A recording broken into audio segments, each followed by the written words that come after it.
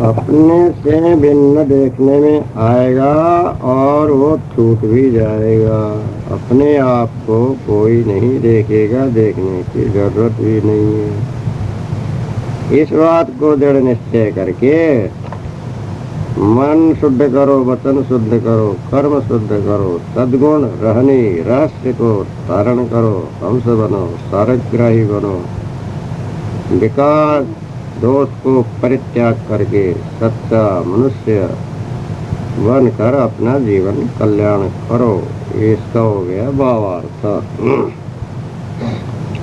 वही बात राम वशिष्ठ मिल गाई, वही बात कृष्ण उद्धव समझाई,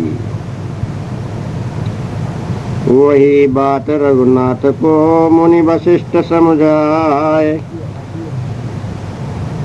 वही यही बात श्री कृष्ण ने उद्धव दीन लखाए। सदगुरु श्री कबीर साहब कहते हैं, वही तत्वमसी अद्वैत ब्रह्म ज्ञान की बात कुलगुरु वशिष्ठ मुनि ने भी रामचंद्र को समझाकर अपने सिद्धांत में मिला लिया था। वह योग वासिष्ठ में वर्णन किया है। वही अद्वैत ब्रह्म ज्ञान की बात ही श्री कृष्ण ने भी उद्धव को समझाकर लखा के निश्चय करा दिया था, तो भागवतादि में वर्णन किया है। और अर्जुन को श्री कृष्ण का समझाई हुई बात भगवत गीता में वर्णन किया है। वही बात जो जनक दृढ़ाई, देह धरे विदेह गाई, तो कोई यही बात के भीतरे जनक को दृढ़ता कीन, देह धरे निज दिन रहे कहीं देहते भिन्न। सदगुरु श्री कबीर साहब कहते हैं, वही अद्वैत ब्रह्म ज्ञान की बात को जो कि और भी अष्टावक्र आदि ने जनक महाराज को दिलाकर निश्चय कराया था, इसी से देह धारण करके राजमहल में रहते हुए भी जनक महाराजा विदेह राज कहलाए थे, क्योंकि ब्रह्म एक अद्वैत है। वह देहातीत, निराकार, निर्गुण एवं सर्वरूप में व्यापक है। द्वैत मानना भ्रांति है। यही ब्रह्म ज्ञान की बात के भीतर जनक ने भी अपने दृढ़ता कर ली। ब्रह्म से अपने को ब्रह्म मान लिया। दिन रात देह धारण किए रहने पर भी मैं देह से भिन्न ब्रह्म हूँ कहते रहे। अपने को विदेह कहलवाए, इसी से लोग उनको विदेह ब्रह्म में लीन रहने वाले कहने लगे, परंतु पारक स्वरूप का बोध नहीं होने से, खाने वाणी के गौबंधन से वे नहीं छूटे। ये हुआ अर्थ। वह अर्थ ऐसे है, वही तत्वमसी की बात, परम तत्व की बात राम से वशिष्ठ ने मिलकर के गाया, वर्णन किया, योग वासिष्ठ में बतलाया है। राम को वैराग्य हो गया था, जो वैराग्य प्रकरण योग वासिष्ठ में वर्णन किया, एकदम संसार को तुच्छ रूप निस्सार व्यर्थ देखने मात्र का समझ करके उदास हो करके एकांत में रहने लग गए थे। वशिष्ठ मुनि जा करके अनेकों दृष्टांत, सिद्धांत, ब्रह्म ज्ञान सुना कि हे राम, तुम ही सबका सर्वाधिष्ठान हो, तुम ही चेतन हो, तुम ही ब्रह्म हो, अपने स्वरूप में स्थिर हो जाओ, ऐसा समझाए। हनुमान में मिलकर के जो वशिष्ठ ने जो है कि गायन किया योग वासिष्ठ का, वही जो है कि राम ने भी निश्चय कर लिया। कुल गुरु रहे वशिष्ठ। कृष्ण जी ने वही वही बात उद्धव को समझाया, भागवत में वर्णन किया। अर्जुन को समझाया, महाभारत की गीता में वर्णन किया, विश्वरूप दिखलाया। तो ये वही बात जनक वो जो दृढ़ जनक महाराज जो है कि ब्रह्म सभा करते ही रहते थे, अष्टावक्र आदि को बुला करके अष्टावक्र ने उनको ब्रह्म ज्ञान दिया, ब्रह्मबोध कराया, सत्य पढ़े। देह धारण करते हुए भी विदेह कहला है। विदेह नहीं, ब्रह्म, ब्रह्म का देह नहीं, देह तो प्रकृति का है, जड़ का है, नाशवान है। ब्रह्म देहातीत है, उसको ब्रह्म ज्ञान हो गया, वो विदेह। मिथिलापुर के जितने राजा हुए सब विदेही कहलाए। ये 45वां जो है कि जनक, सीता के जो है कि पिता, तीरथ नाम,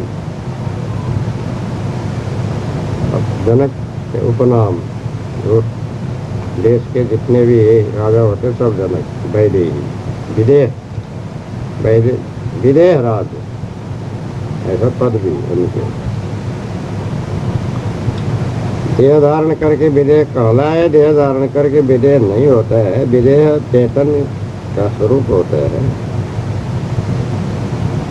तो ये उनके मानंदी है, तो वो तो जड़ और चेतन में भरा हुआ ब्रह्ममय हूँ ये मानते थे।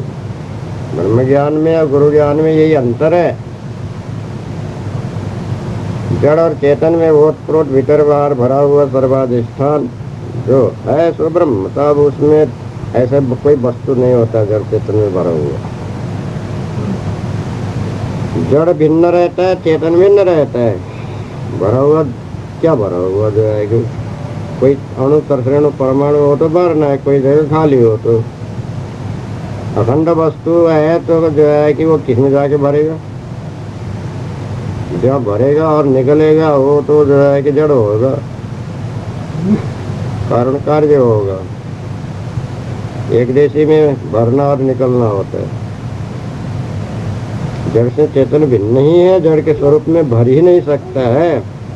तो वैसे मान करना जो है कि अविवेक का बात होता है। पहले चेतन चेतन ही है, वो किसी में भरता नहीं, किसी से निकलता नहीं, और जो है कि सदा सर्वदा जड़ से अलग ही रहता है। अब यहाँ चेतन अलग है, नित्य सत्य अखंड है, यहाँ प्रत्येक चेतन अखंड है। और वहाँ ही एक चेतन है, सूत्रमणि नहीं है। एक तागे में अनेकों मणका गुथे हैं, एक तागा टूटा तो सब जाने बेकर गए।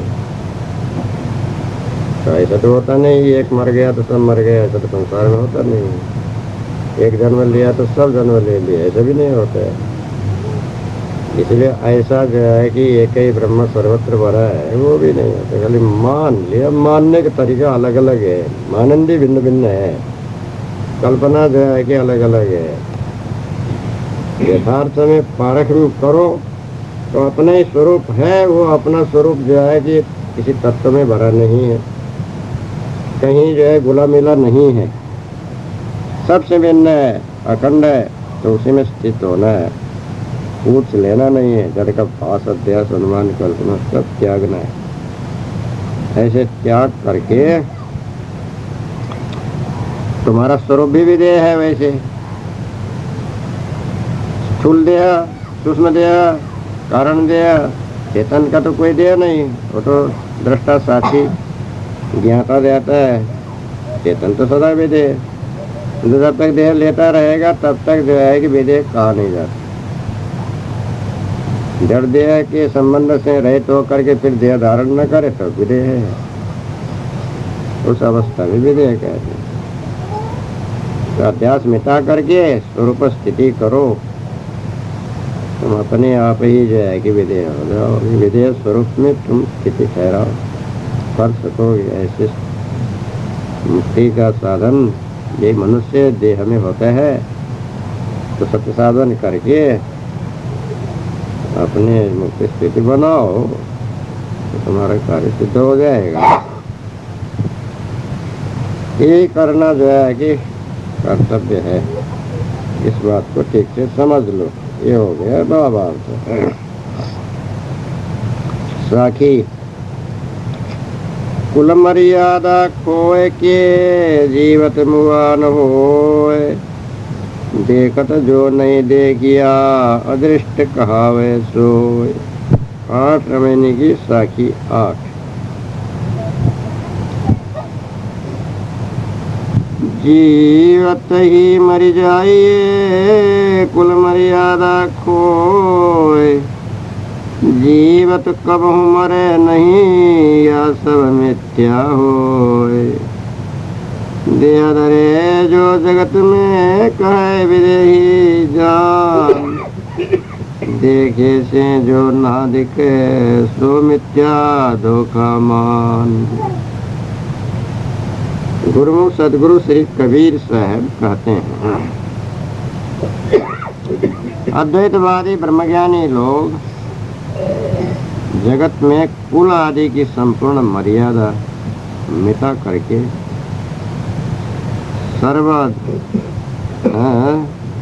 स्वयं सर्वाधिष्ठान ब्रह्म बन गए।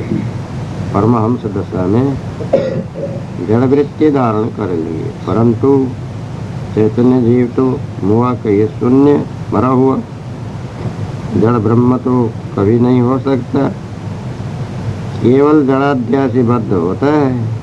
जड़ चेतन अलग अलग देखते हुए भी जो विवेक दृष्टि से नहीं देखते हैं, सबको एक अद्वैत ब्रह्म न देखते हुए भी ब्रह्म से मान लेते हैं, वे ही वास्तव में अदृष्ट सत्य को न देखने वाले अविवेकी अंधे भ्रमिक कहलाते हैं।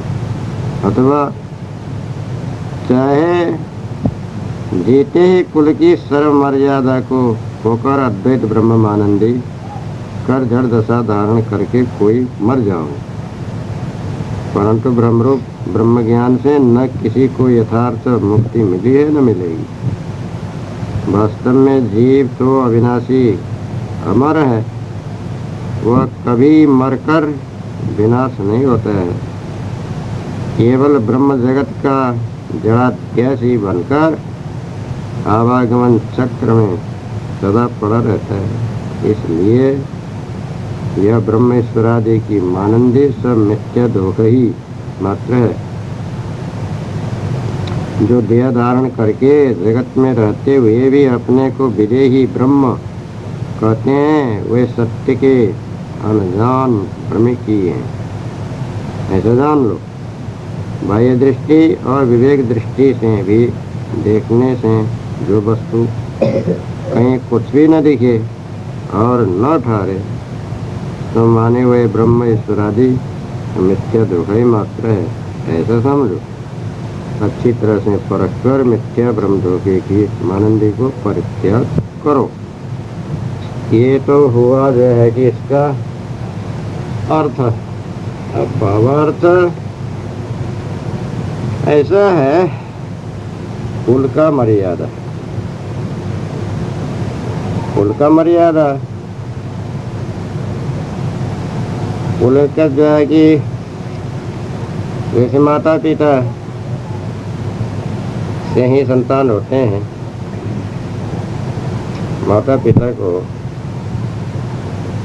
बड़ा माना जाता है और उसका पुत्र पुत्री उससे छोटे होते हैं। माता पिता का मर्यादा, गुरु शिष्य का मर्यादा, स्त्री पुरुष का मर्यादा, पति पत्नी की मर्यादा, और जो है कि सीखने सिखाने वाले की मर्यादा अलग अलग है। नीति रीति स्थिति जगत मर्यादा, गृहस्थाश्रम का मर्यादा, ब्रह्मचारी का मर्यादा, वानप्रस्थी का मर्यादा, सन्यासियों की मर्यादा, साधु संतों का मर्यादा, मान मर्यादा नियम उनके जो है कि नीति लाइन अलग अलग होता है। अब ये सब मर्यादा को खो करके, मर्यादा पालन करना ठीक ही है, नियम से चलना ठीक ही है, बिना नियम का तो अव्यवस्था होता है। मर्यादित ठीक रहता है, अमर्यादित बेठीक होता है। अराजकता, मनमाने, अन्य अनिति होता है, मारकाट होता है, लूट खसोट होता है। आप कायदे कानून के अनुसार चले, सब सुखी रहते हैं। कुल का मर्यादा, जगत का मर्यादा, जड़ चेतन का मर्यादा, शुभाशुभ का मर्यादा और जो है पालन करने लायक सब मर्यादा भी खो करके एक ब्रह्म बना के जो है, जड़ नहीं, चेतन नहीं, कुछ नहीं, सब ब्रह्म ही ब्रह्म है। जीवत मुआनो है, जीव तो मरा हुआ होगा नहीं, जीव तो हमेशा जीव ही रहेगा, चेतन तो चेतन ही रहेगा। परंतु क्या होता है, भ्रमिक होता है, जड़ाध्यासी होता है, बद्ध होता है। ये जीव तो जो है कि भ्रम रूप ब्रह्म होगा ही नहीं, जड़ चेतन में भरेगा ही नहीं। भरा हुआ ब्रह्म मान लिया तो क्या होगा, भ्रमिक हो गए। जड़ा आकाश शून्य फूल तो चेतन जीव होगा नहीं, परंतु मान लिया मैं ऐसा ब्रह्म हूँ तो क्या हुआ, बद्ध हुआ, बन गया और भी धोखे में पड़ा, मुआ जड़ाध्यासी बन, तो फिर गर्भवास में जाएगा, फिर दुख भोगेगा। जीव तो मुआ नहीं हो सकता, चेतन नहीं होता सकता, मरा हुआ नहीं हो सकता। मरा हुआ को जीव नहीं कहते, जीव तो मरेगा ही नहीं। न मरने वाले को जीव कहते हैं, मरने वाले को मुर्दा कहते हैं। जड़ तो चेतन नहीं हो सकता, चेतन जड़ नहीं हो सकता है। तो जो है कि जीव मुर्दा नहीं होता, मुर्दा जिंदा नहीं होता है। कुल मर्यादा मिटा करके क्या होता है, तो जो है कि ये बद्ध होता है, भ्रमिक होता है, अध्यासी होता है, जन्म मरने के चक्र में पड़ता है, दुखी होता है, बंधन में। तो इनको ज्ञान क्या हो गया, और महाज्ञान जो है कि पहले एक देह का बंधन था, अब सारा संसार का अहंकार लेके जो है कि विराट का बंधन में पड़ गया। देखा जो नहीं देखा, सब संसार में एक तो कौन देख रहे हैं, मान रहे हैं, बोल रहे हैं कि ब्रह्म है, कहा भर रहे हैं, देख रहे हैं। तो देखने को तो पृथ्वी अलग ही देख रहे हैं, जल अलग ही देख रहे हैं, अग्नि अलग ही देख रहे हैं, वायु अलग ही देख रहे हैं, आकाश शून्य पोल अलग ही देख रहे हैं, मनुष्य प्राणी अलग देख रहे हैं, पशु प्राणी अलग देख रहे हैं, चिड़िए अलग देख रहे हैं, कीड़े मकोड़े अलग, कहाँ सब एक देख रहे हैं। स्त्री अलग है, पुरुष अलग है, बालक अलग है, जवान अलग है, बूढ़े अलग है, रोगी अलग है, कोई जन्म ले रहे है, कोई अभी बढ़ रहा है, कोई मर रहा है, कोई जो है मर गया। कैसे ये सब एक हो गया, क्रांति से मानने से भी देख रहे हैं जड़ चेतन अलग अलग है। नहीं नहीं नहीं, कुछ नहीं, सब एक है। देखो दिमाग खराब किए तो देखे कहाँ ये अलग, कहाँ सब एक है। बोलने के लिए सब एक कह दिए, और व्यवहार में सब अलग अलग ही है। उनके बोले अनुसार व्यवहार तो चल ही नहीं रहे। और जो विवेक दृष्टि से भी एक नहीं है, प्रत्यक्ष देख रहे हैं, अलग अलग ही दिख रही है। विवेक से भी उसका सुख का दुख उसके पास, उसका सुख दुख उसके पास, उसका जीव अलग, उसका जीव अलग, उसका जीव अलग, उसका मन अलग, उसका तन अलग, उसका विचार अलग, सबका तो जो है कि अलग अलग है। सब कहाँ एक में शामिल होते हैं, सभी जो है कि अलग अलग ही दिख रहे हैं। कर्म भी अलग अलग, दुख सुख भी अलग अलग, हानि लाभ भी अलग अलग, विवेक से अलग है, चर्म दृष्टि से ये अलग अलग है। अब ऐसा दिखते दिखते भी जो है कि नहीं नहीं सब एक है। क्या कहना उसको, अदृष्ट कहावे, अंधा कहलाता है। देख देख जी, देखते देखते भी जो है कि गलत सलत इधर किधर का बोलता है, जो है कि अब अदृष्ट न देखने वाला, सर्वचक्षु से न देखने वाला, और जो है कि विवेक दृष्टि से न देखने वाला अंधा ही कहलाता है, अविवेक ही कहलाता है, अज्ञानी ही कहलाता है। न देखने वाले को सत्य कहता है, दिख रहा है को मिथ्या कहता है, तो क्या कहना है, अविवेक ही कहलाता है, इसको अज्ञानी कहा जाता है। कहा वैसे वही अज्ञानी कहा जाता है, वही भ्रमिक कहा जाता है, वही भूला हुआ कहा जाता है। ये कबीर साहब बतलाते हैं। तो ऐसे जो है कि अज्ञानी मत बनो, ऐसे भूले हुए मत बनो। बाहर की आंखों को देखते हुए और जो विवेक विचार से भी देखो, जड़ चेतन अलग अलग है। ये कोई कभी तीन काल में एक नहीं होते हैं। जड़ से चेतन की उत्पत्ति नहीं, चेतन से जड़ की उत्पत्ति नहीं। जड़ अध्यास से शरीर की उत्पत्ति होती है, और जीव जिसने जो है कि अध्यास ठीक है उसी को भोगना पड़ता है। जनवर्ण गर्भवास में वही जाता आता है। इसलिए आप वो वर्तमान में जो है कि यथार्थ ज्ञान हासिल करो, सत्य का सत्य और असत्य का असत्य, सार का सार, असार का सार विवेक करो। और ये से भ्रांति भूल मिटाओ और काम करो, लोभ मोह को भी त्याग करो, अनुमान कल्पना भास अध्यास को भी छोड़ो और सद्गुण धारण करो। सच्चा हंस बनो, मिलनसार परोपकारी, और सब तरफ से आशा भाषा कल्पना को त्याग कर अपने आप में ही राजी खुशी निरांत निर्भ्रांत निश्चल बन के रहो। तो जो है तुम दृष्टिवान विवेकी कहलाओगे। विवेकी बनो और अपने जो है कि कर्तव्य पालन करो, अपना उद्धार करो। ये उद्धार करने मुक्त होने के लिए मनुष्य जन्म है। ज्ञान तो प्राप्त करो, सत्य ज्ञान, स्वरूप का ज्ञान, पारक बोध का निश्चय। ऐसा जो है कि करके अपना जीवन कल्याण करो तो तुम्हारा ये मनुष्य जीवन सफल हो जाएगा। इसको सफल ही करो। ऐसा सदगुरु श्री कबीर साहब ये रमैनी 8 के साखी 8 भावार्थ में बतलाए हैं। इसको ठीक से समझ लो और हो गया इसका भावार्थ। रमैनी 9 बांधे अष्ट कष्ट 9 सूता, यम बांधे अंजनी के पूता। 1 चौपाई। गुरुमुख दोहा। अष्टयोग कष्ट ज्ञान, 9 भक्तिमान। सूत जीव बांधन लगे, प्रपंच माया जान। भगवंत अपनी भक्ति में बांधे अंजनी पूत। ब्रह्मादिक पंडित जने सब बांधे ये के सूत। गुरुमुख सदगुरु श्री कबीर साहब कहते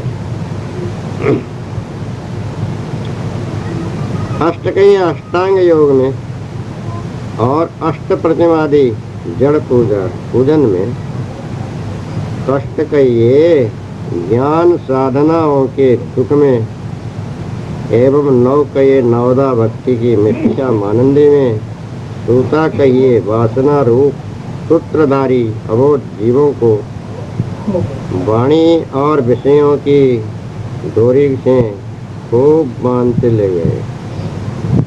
यम कहिए काल रूप माया गुरुआ लोगों ने जान बूझ कर जगत प्रपंच और वाणी प्रपंच में जीवों को खूब बांध रखा है। यह सब माया प्रपंच कठिन बंधनी है, ऐसा जानो।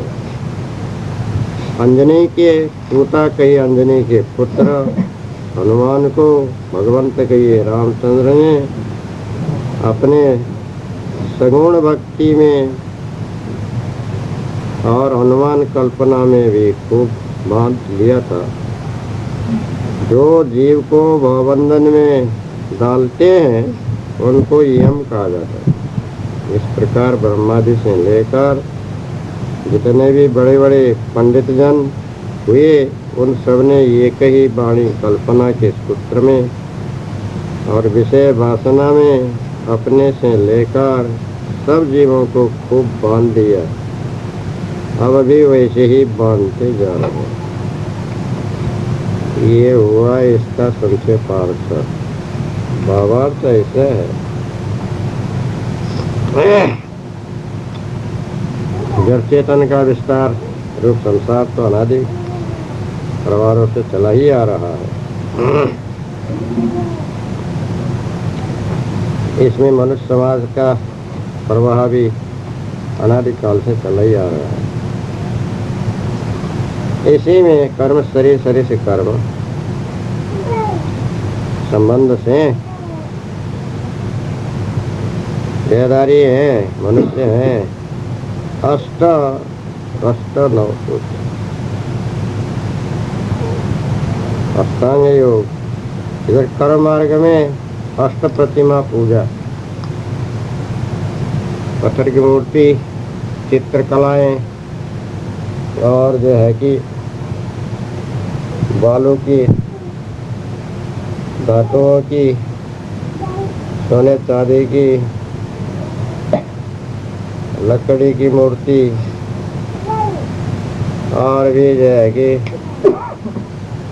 एक पट कपड़ों पर बनाया हुआ, चित्रकारी किया हुआ, सब 8 अष्ट प्रतिमा पूजा कहते हैं। इसमें कर्ममार्गी लोग कष्ट कर रहे हैं। अष्टांग योग, लय योग, तारक योग, अमनस्क योग, सांख्य योग, लंबिका योग, राजयोग, कुंडली योग, हठ योग। यम, नियम, आसन, प्राणायाम, प्रत्याहार, धारणा, ध्यान, समाधि, जो है कि उसका अंग है। नेति, धोती, बस्ती, कपाली, कुंडल, त्राटक और भी जो है कि साधना है अष्टांग योगों का। कष्टकर कर्म मार्ग तो जो है कि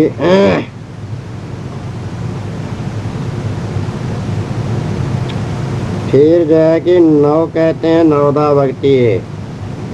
श्रवण भक्ति, कीर्तन भक्ति, श्रवण भक्ति, पाठ सेवन भक्ति, अर्चन भक्ति, वंदना भक्ति, दास्य भक्ति, सख्य भक्ति, आत्मनिवेदन भक्ति। श्रवणम कीर्तनम विष्णु, श्रवणम पाद सेवनम, अर्चनम वंदनम, दास्यम, सख्यम, आत्मनिवेदनम। ये 9धा भक्ति उपासक लोगों ने। अष्टांग योग का साधना योगी लोगों ने, जिसमें मुख्य महादेव जी ने जो है कि निकाला। 9धा भक्ति का साधना मार्ग विष्णु जी ने निकाला। अब कष्ट कर कर्म कांड का जो है कि अष्ट प्रतिमा पूजा आदि ब्रह्मा जी ने निकाला। सबसे पहले यही हुए हैं, यही जो है कि 3 मार्ग का प्रवर्तक निकालने वाले अपने लगे और दूसरे को लगाए। सूता वासना रूपी सूत्र को धारण करने वाला, या विषय में जो है कि गाफिल होने वाला, अज्ञान निद्रा में सोने वाला जीव ही है, मनुष्य ही है, अबोध मनुष्य, उसी को सूता कहते हैं। सूत्र, तागा को सूत्र कहते हैं, वासना को सूत्र कहते हैं। इच्छा, वासना, चाहना, मानना, कामना, किसी को बांधे, उन लोगों अपने बांधे, अपने जीव को बांधे और अन्य मनुष्य आदि अबोध जीवों को बांधे। अष्टांग योग, अष्ट प्रतिमा पूजा, अष्ट मैथुन, कष्टकर जो है कि साधनाएं, 9धा भक्ति, सत्य ज्ञान भूमिका, इसमें सब जो है कि को जो है सुला दिए। जैसे नशा पिलाए तो सब नशा पी के सोएंगे कि नहीं सोएंगे, बेभान, विषयों में बेभान, कल्पना में बेभान, बस वही जो है कि तागे में सब बंधे। जैसे एक रस्सी लंबा किया, वहाँ देखा नहीं था, 10-20 बैल बांधा उसी एक रस्सी, वो व्यापार करेगा, दूसरे जो आएंगे हक दिएगा, एक बैल करके बेचेगा। ऐसे ही एक ही कल्पना में अनेकों को अलगा देता है। ये निश्चय कर, हाँ ये भूत है मान ले, प्रेत है मान ले, ईश्वर है मान ले, भगवान है मान ले, है नहीं है पता ही नहीं है, मान ले, मानते जा। मानते गए, जानते तो नहीं गए, अनजान में मानते गए। ऐसे ही जो है कि भ्रम धोखे में एक के पीछे एक सब बनते गए। तो यम बांधे अंजनी की पूजा, तो ये बांधने वाले सब यम है। यम 3 प्रकार का। एक तो मन में जमा हुआ वासना, विषय वासना, अनुमान, कल्पना, भ्रम, भूल की जितनी वासना है सब यमराज बना बैठे, काल बना बैठे। पहले तुम्हारे मन में जो दृढ़ होकर बैठा वही काल है। बाहर का काल तो पीछे से आता है, तुम्हारा मन जब उधर जाता है। दूसरा, विषय जाल में बांधने वाले भी यमराज हैं। तीसरा, ये भ्रमिक गुरुआ लोग भी यमराज हैं। अब अंजनी के पुट, अंजनी माता का नाम है। अंजनी पुट हनुमान प्रसिद्ध है। माता तो एक ही थी। अब विशेषण उसका जो है कि उस अंजनी का पति का नाम तो केसरी वानर था। अब